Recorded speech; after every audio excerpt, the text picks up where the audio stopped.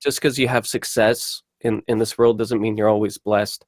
I find the real blessings are simple things: love, health, family. And so I just like to say that because I think a lot of people get caught up in, hey, God doesn't love me as much as he likes the newsboys because they're more successful. And I just don't see that that's how it functions in my faith.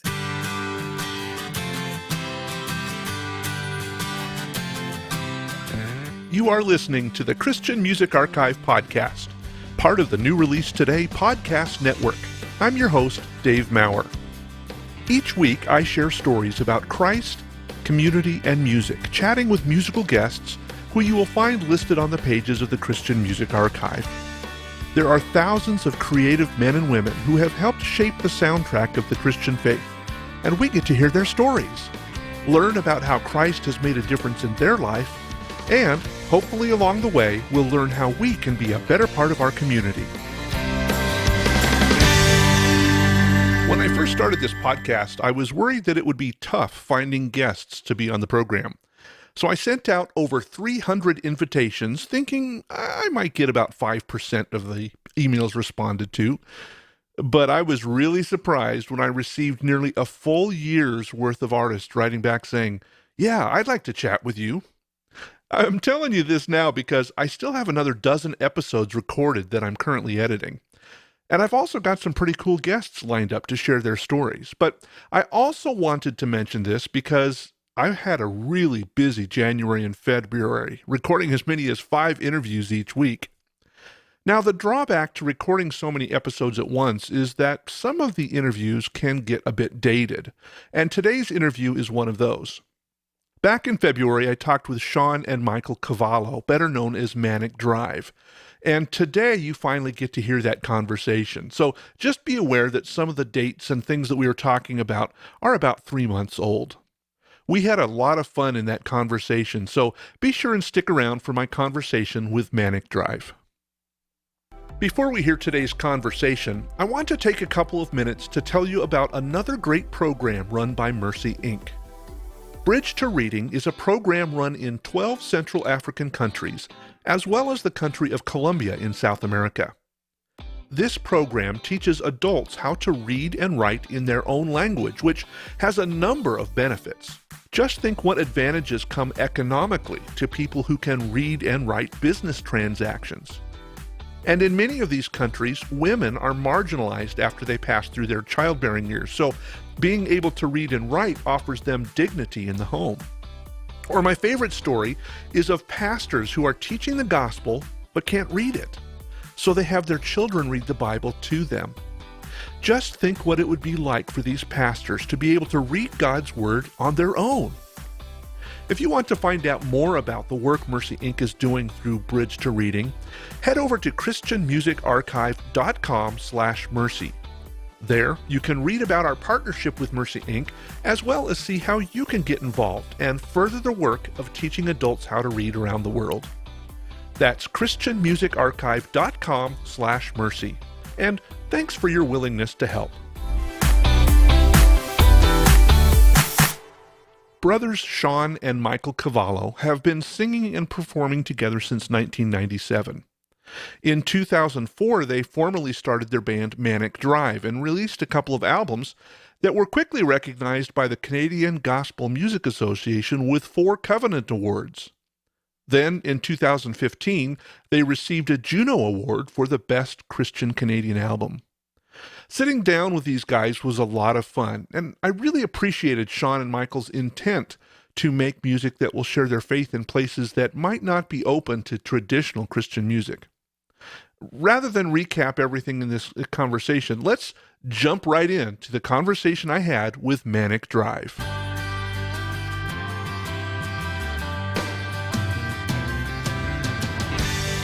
Well, guys, thank you so much for taking time to join and fighting through technology, and it's an honor to have you guys join us. So welcome to the podcast, Shawn and Michael Cavallo of Manic Drive. Woo! We did it. Yes, we're here. Thanks for having us. Our website documents folks who make Christian music, and for people who may not know who Manic Drive is, they're probably living in a world without access to internet or running water. Let's start by telling the people a little bit about you guys and how you got started. Well, we are brothers. We always had a deep passion and love for music at a very young age. And then back in just straight out of high school, between 2004 and 2005, we merged our powers together and formed a band called Manic Drive. And we've been releasing music and touring the lovely world ever since. And I guess our styles combined of rock and roll and funk and pop music all merging together to kind of form that Manic Drive sound. And here we are today talking to you about it. Very, very cool. Now, you guys actually started out in a family band, right? This was kind of a offshoot when the family band dissolved. You guys started Manic Drive? Yeah, our father was very musically inclined, and well, we were very young. Probably our first concert ever was the ages of 7 and 8, Sean. We went to a basement of a church. Yeah, it'd be really, really young. And we were like, we saw these dudes with long hair and ripped jeans just rocking, and we were like, this is what we want to do. It was in that moment we knew we were going to be starving musicians. And so my father, who was very musical, we kind of just, sort of formed this little family band. We did local churches and cafes and festivals at a very young age. And it was more just a fun family thing. But then through our youth and straight out of high school, we wanted to go full time with it. And we started working on our first album, Reasons for Motion, in 2004. Well, now you said it's two brothers. Now, some brothers get along great, some brothers don't. How is that family dynamic kind of add to the musical sound that you guys create? Is it a push and pull, or is it a collaboration, or how does that work? Creates that musical tension that we're known for. Yeah, that angst. Yeah. That when I stand over his bed with sharp objects. Oh wow! So Yeah. this is being recorded. Oh, okay. No, the dynamic's pretty good.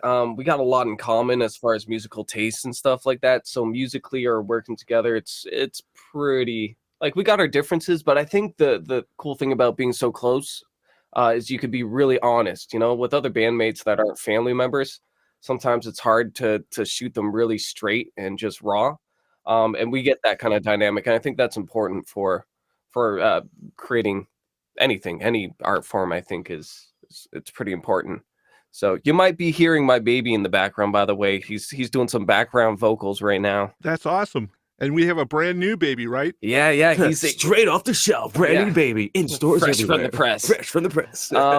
Yeah, he's 8 months old, and he's got a set of lungs. So Very cool. yeah, he'll be making appearances throughout, I'm sure. Oh no, that's great. Getting them trained young. Mm-hmm. So with the family dynamic, do you both write, or is one of you the primary writer? Is one of you the primary music guy? How does that work? Well, this is Michael, by the way. I'm the band leader, where Sean is more the primary band guy. Yeah. So it's got two major egos, kind of fused together as one.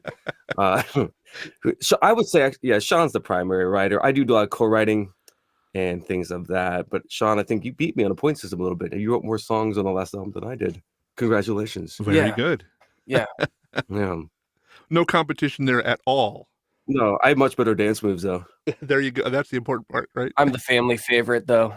I am as the eldest. I will inherit the throne. And Now, for those of you who may be sensing there may be a little bit of a accent, you guys are from north of our border. You're up in Toronto area, correct? yes, beyond the wall. Yeah. Yeah, we come from the land of Canada, Toronto, Ontario. What's up? Represent the 6. So when you guys got started as a band, were you primarily regionally in Canada, or did you immediately jump and tour all of North America? How did that work for you? Well, we were born and raised in Toronto, so that's home ground for us.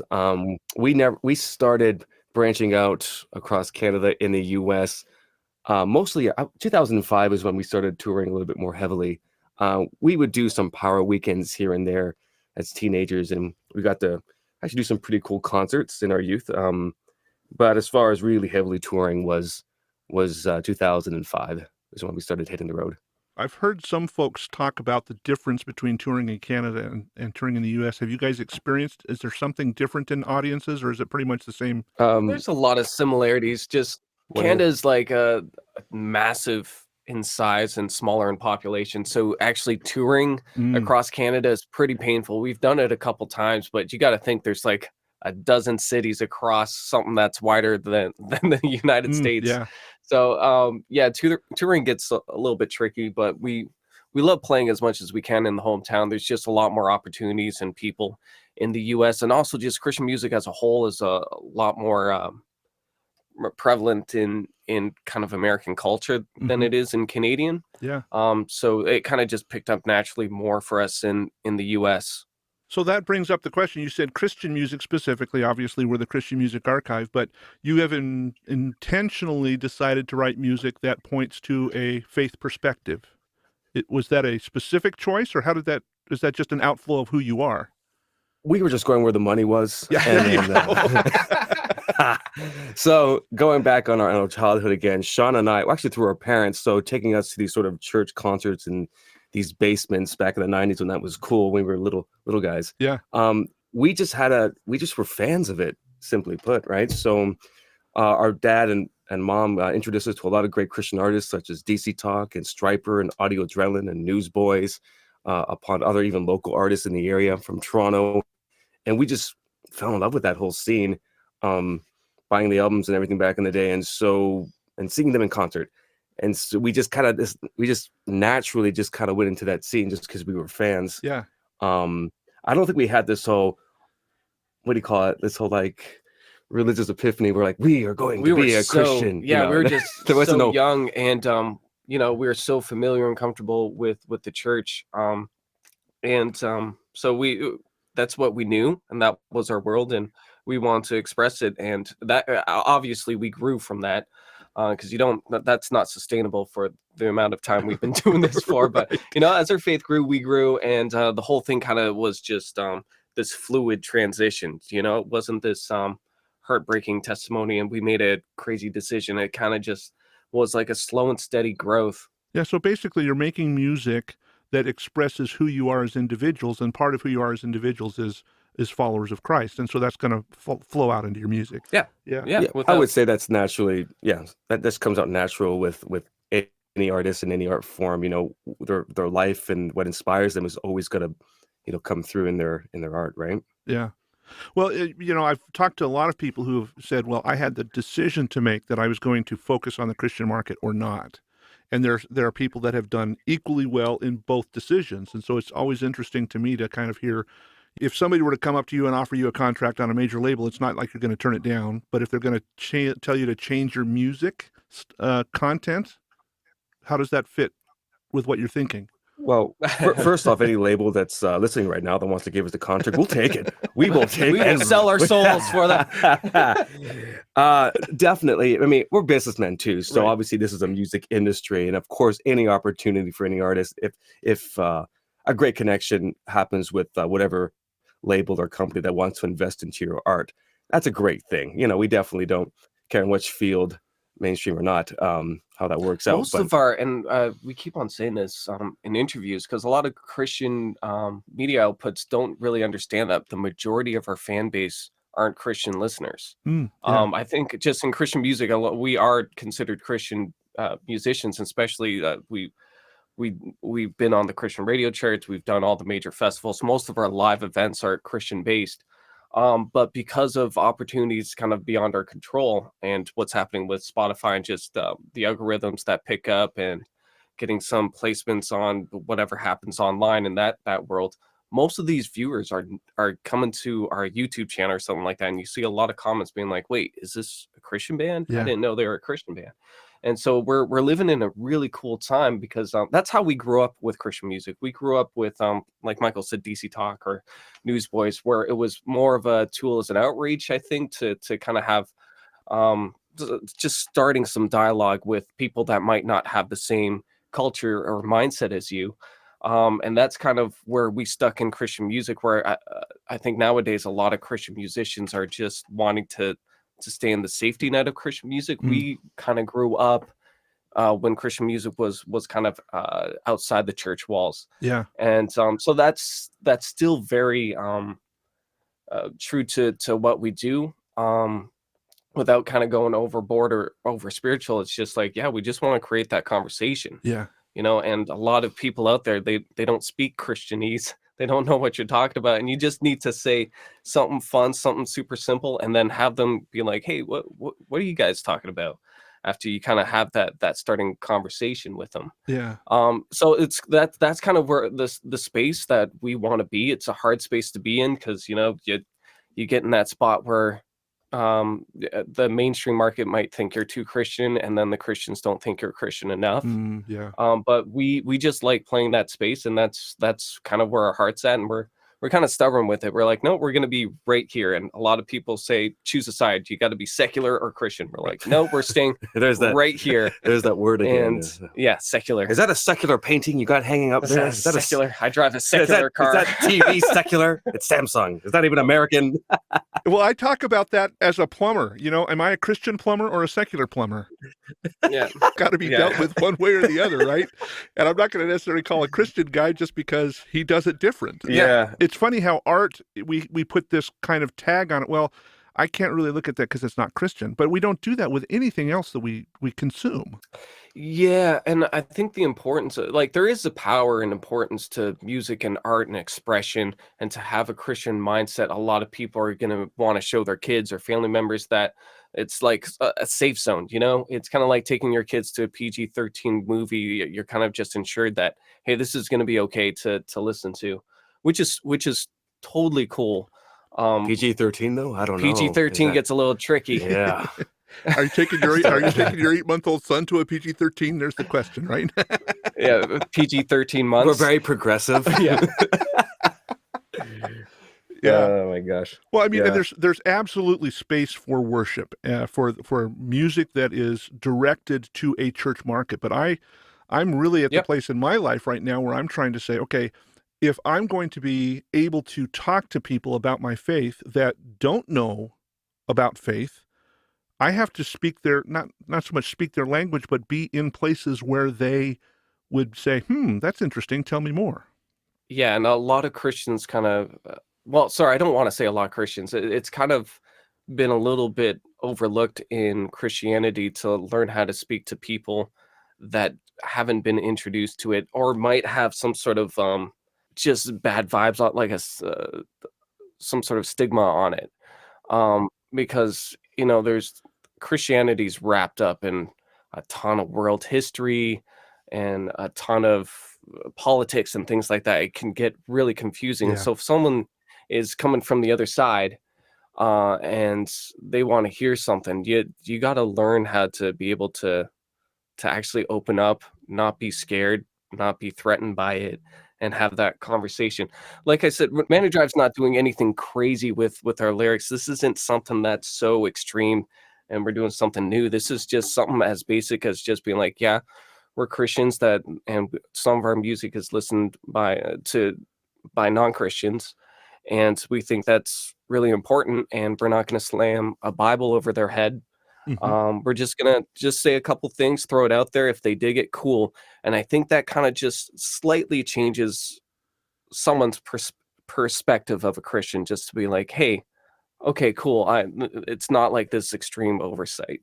Well, you had said something a little bit earlier about, your dad and mom exposing you to a bunch of different music. And then how surreal is that to then be on the road with, the Newsboys and Stryper and some of these guys that you have grown up listening to, and now you're actually opening for them. What is that pinch me moment like? That was actually a very beautiful moment when we were performing with these artists, because we did grow up listening to them back not too long ago. I mean, we even had one of our favorite singers, Kevin Max of DC Talk, feature on a track, Blue, some time ago, and that was a good pinch me moment. Being asked to be on tour with the Newsboys was a good pinch me moment. Stryper was a pinch me moment. And these opportunities kept on sort of blossoming over the years, and we were very much blessed and honored to be involved in working with those artists. So yeah, there are not words to sort of describe those sort of, those emotions at that time, because it's so exciting and so thrilling.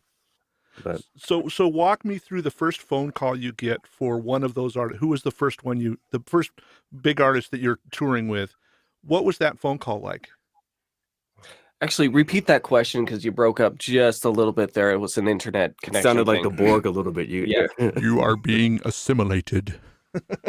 No, Oh man, not again. Is it Tuesday? What day is it? no. So talk about the first phone call that you received for the first big artist that they invited you to be on the tour with.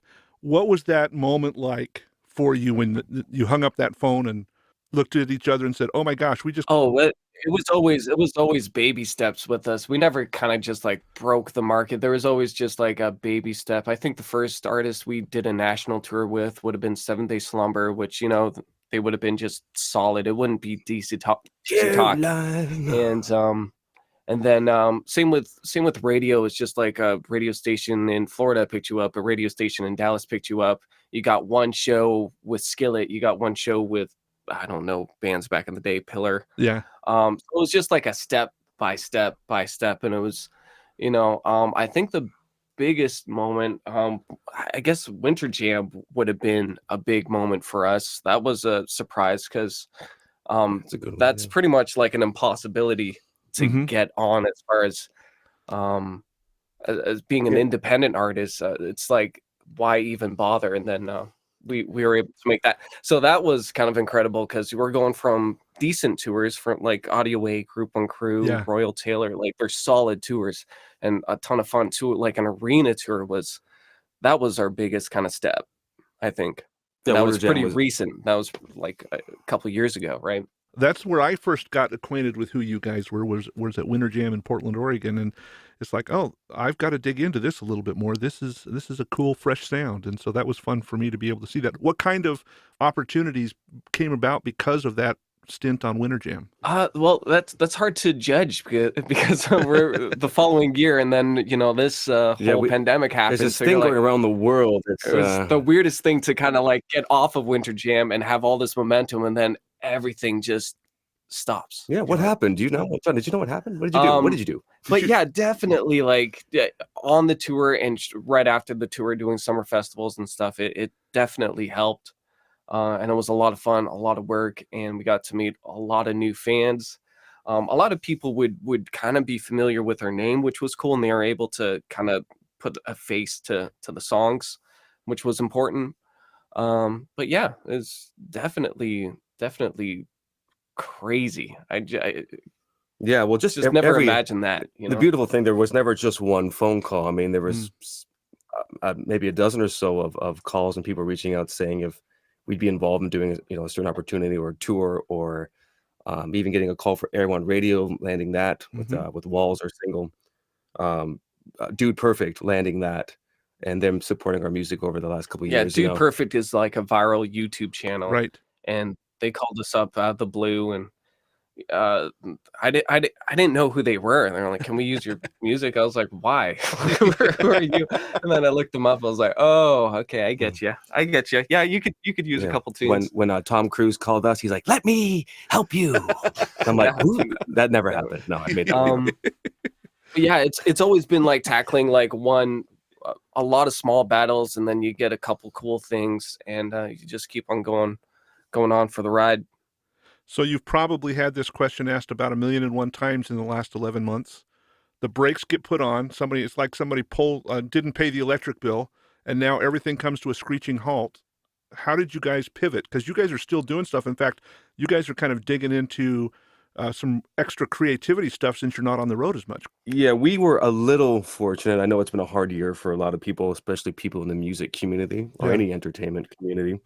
But we just had wrapped up a tour with Colton Dixon. So this was November of 2019. And then Shawn knew he was going to be a father. We were already anticipating and being in the studio anyways, in regards to our release for Volume 1.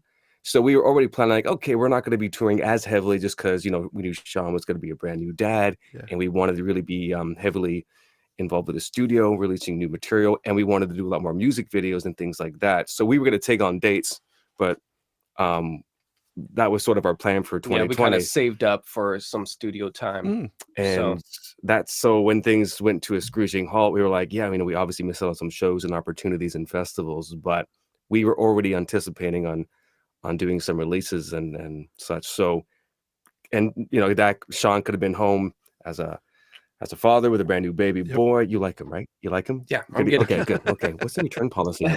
So, Well, I was going to ask, which is more important, being the new dad or being the new uncle? That's probably the bigger question. well, being an uncle is way more important than being a father. We know that scientifically. There's actually a professor that talks about that. No, oh yeah. So I'm uncle of 2 boys now, 2 nephews. Oh, very cool. It's awesome. Yeah. It's a beautiful, beautiful journey. Yeah. But so yeah, we've had a lot more just family time and raising Cody a little bit and working a lot in the studio. And I'm very excited to be releasing Volume 1 and doing sort of trying to land videos or maybe some commercials and just focus in that realm as of now until we get back on the road. So when you guys decided, I mean, you're already on kind of hiatus, if you will, but you've been doing these online Facebook Live type events. Was there a new learning curve for that, or did that just kind of come naturally out of all the stuff you've been doing so far? It's not so much a learning curve. We obviously just got to focus a little bit more online, just keeping our fans engaged until we can get back on the road. So I think it's just creating the content for now, kind of throwing it out there, dipping into the savings account, and Yeah. just hoping that within we could float for a year and a half, and just squeeze a little bit tight, and then hopefully things kind of keep on going. Squeeze a little tight at a time where you've got an extra mouth to feed. That's a challenge, I bet. Uh Really? Do you have to feed it? Is that a thing? yeah. It's not just replace the batteries, I don't think. Wow. Actually, the stress, like, I guess if we're talking about the whole scenario of what happened in my personal life, I actually, like, the whole thing kind of came tumbling down. We were working on this tour with Colton Dix, and that was supposed to be happening in April, like really early April. And then March, we're starting to get a couple like weird, people are giving us weird phone calls. They're like, have you heard what's going on? I was like, yeah, that's not an issue, it should be okay. Yeah. And then all of a sudden 2 weeks later, like, everybody's panicking, and I'm looking at this, my wife is pregnant, I'm on the phone, I was like, oh no, because all the deposits like for this tour Yeah. have been set up. Like, we own this tour, so it's not just Manic Drive's part of the tour. We actually hired Colton Dixon, Citizen Way, the bus driver, like everything was like ready to go. And then 2 weeks prior to it, all of a sudden it's just like, pull the plug, and then let everybody knows that the one night music circus was put on hold. This was supposed to be like the last tour until we took a little bit of a break. So the tour would generate income, we'd have a little bit more cushion and stuff like that. And so that was kind of crazy. And then my wife and I, on a personal note, in February we bought a home that was being built. So it's a pre-construction home. They're like, it's going to take a year to build. And all of a sudden in March, this tour falls through.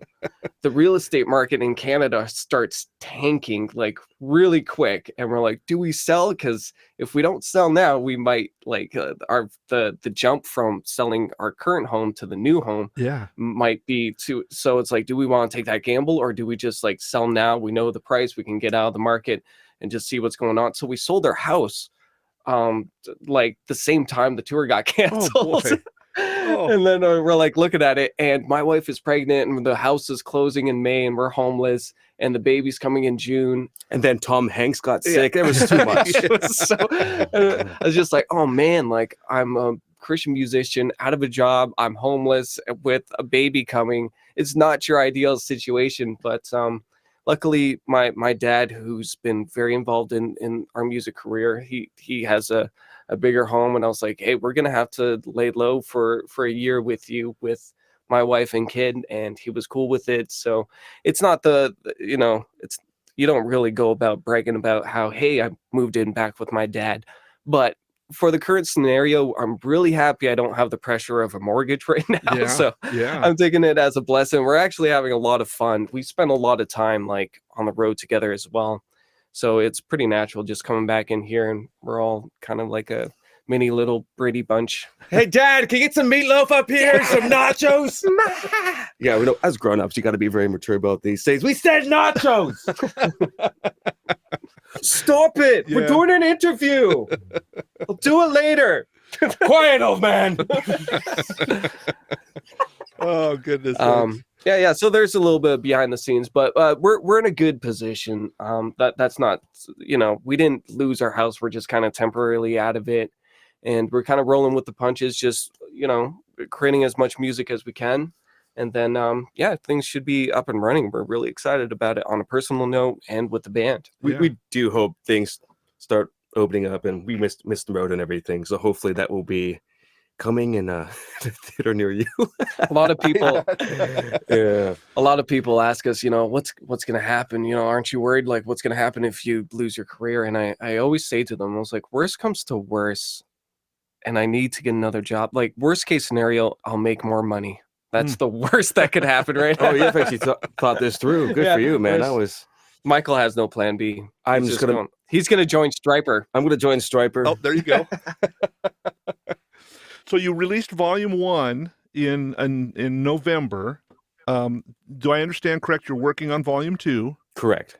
And so there's going to be kind of a series. From what I read this somewhere, that you're going to be doing a kind of a series of EPs over the next few months. Is that the plan still? Yeah, like a saga of music, a musical journey. So we thought it was actually a clever thing. This is even before the whole world shut down, to have more smaller releases and carry people on more of a musical journey, and actually release more music videos and songs more often than that, more fluently, than that of maybe just waiting every 2-3 years for 10 or 12 tracks, right.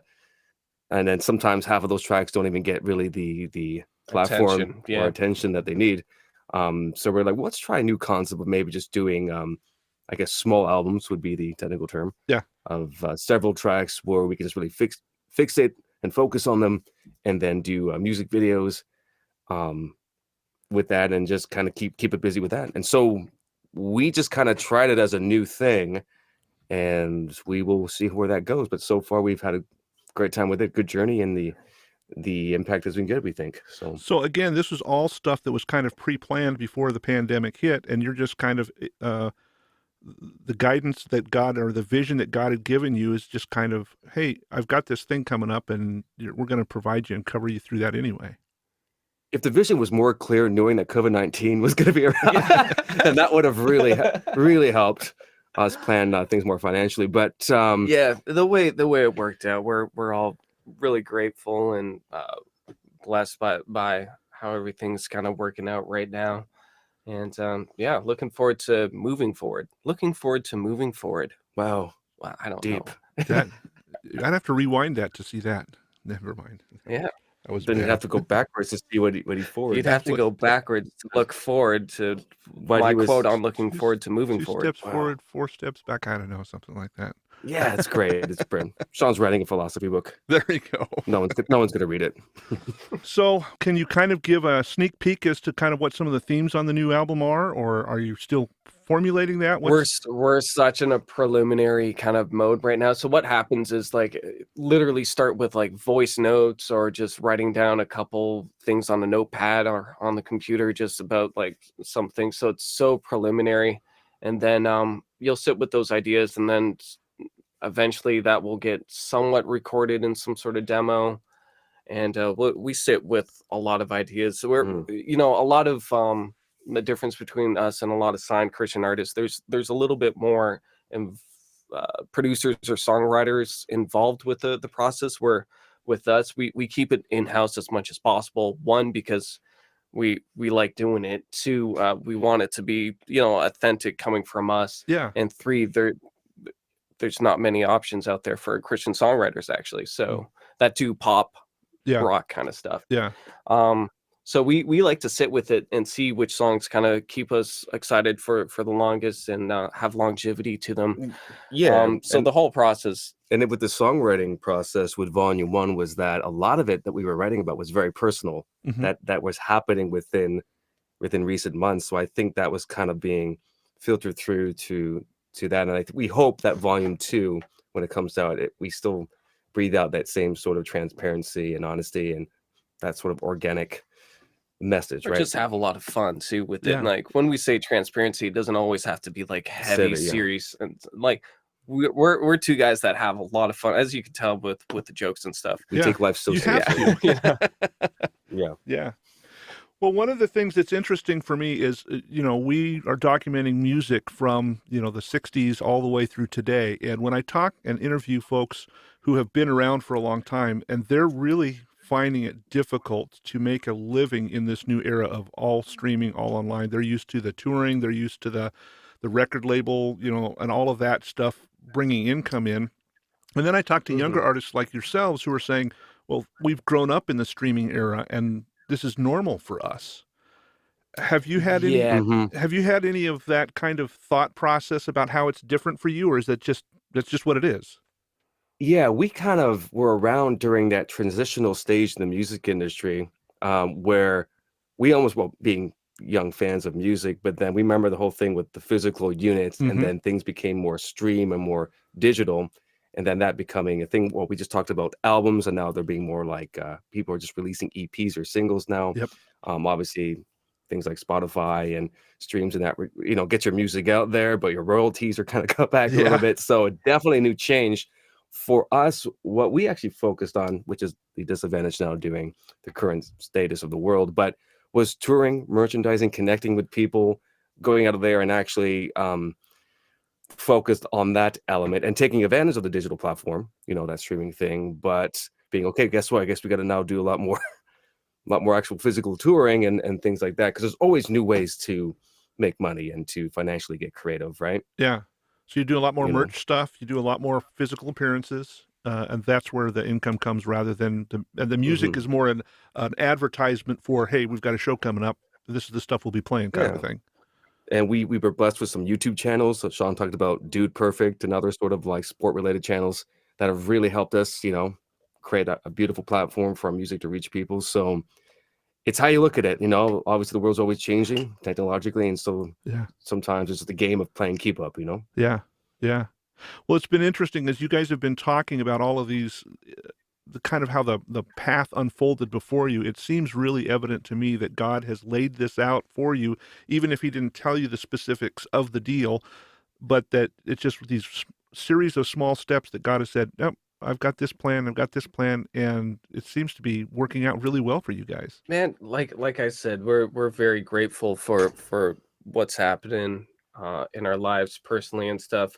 Um, at the end of the day, man, we kind of just look at it and um even without the career having any success and stuff, just personally in my life, just having health and a wife and a beautiful baby boy, I just see that trumping anything that's happening in our career.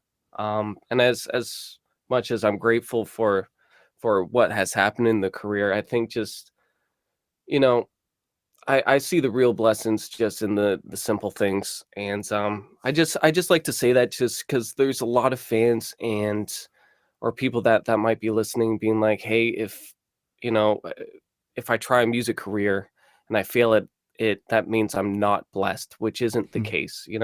Just because you have success in this world doesn't mean you're always blessed. I find the real blessings are simple things: love, health, family. And so I just like to say that because I think a lot of people get caught up in, hey, God doesn't love me as much as He likes the newsboys because they're more successful. And I just don't see that that's how it functions in my faith. Does that make sense? Oh, totally. That's very profound. Wow, that was very heartfelt. Man, Yeah. that sounded legit. You think they bought it? Oh man. Fooled them. Good thing it's not being recorded. Okay. Well, one of the things that we do every Saturday, we send out a newsletter to folks who are committed to praying for artists. And how can we specifically be praying for you guys both individually and then as Manic Drive? I think some of the obvious things that a lot of artists are going through right now through the pandemic and stuff like that.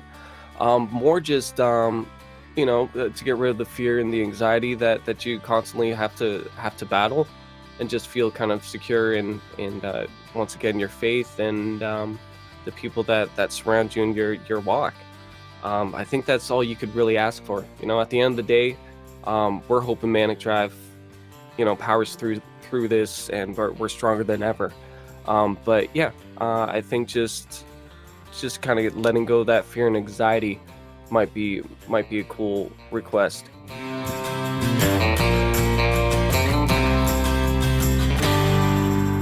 Thank you for taking the time to share your story, guys. It's cool to hear how God has been providing for you, even guiding your plans for 2020 before we knew about this global pandemic. I really appreciate your focus on life perspective and what makes a successful career. And so thanks for sharing that with us. I'm really excited about the music and focus of Manic Drive. So to wrap up today's podcast, I'm going to share their song Sugar Coated. And if you like what you hear, jump over to manicdrive.com and check out their other albums and some very creative music videos. All of Manic Drive's links will be included in the show notes of this episode. So let's jump in and listen to Sugar Coated by Manic Drive. What's that noise? Yeah, I got a few questions for you. What's your secret? What you hiding? Oh, there's something called the truth. You got that archetype kind of life, built-in reactions. Got that New York kind of state of mind with no satisfaction. Perfect white, crooked smile and ghost in the attic. Got that silver tongue, loaded gun and bullets to match it. Tell me, what's your secret? What you hiding? Oh, there's something called the truth and I'm on fire. What's the story? Oh, why you smiling?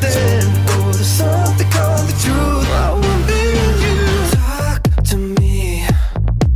Once in your life, be real with me. Sugar coated. True. Sugar coated.